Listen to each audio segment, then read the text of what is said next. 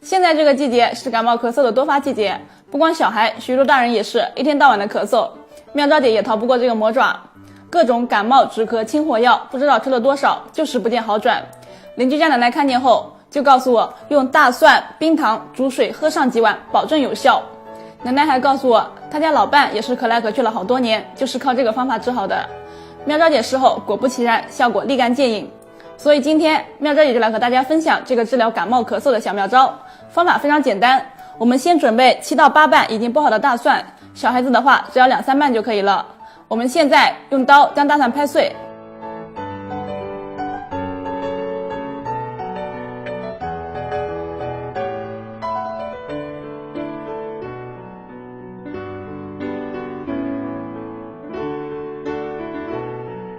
然后再加入几块冰糖，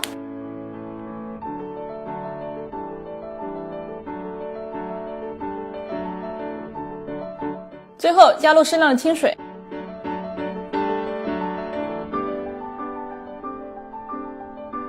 好了，我们现在就拿去锅里蒸吧。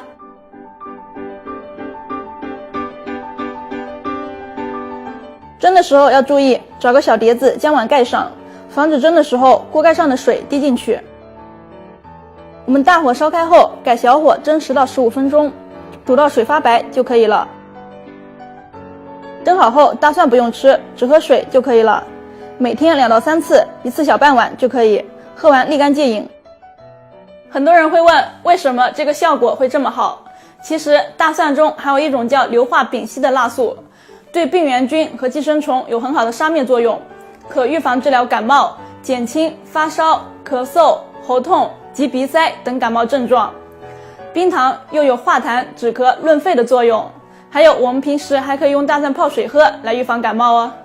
那么今天的妙招分享就到这里了，赶快把这个妙招分享给你的家人和朋友吧，这样可以帮助更多的人哦。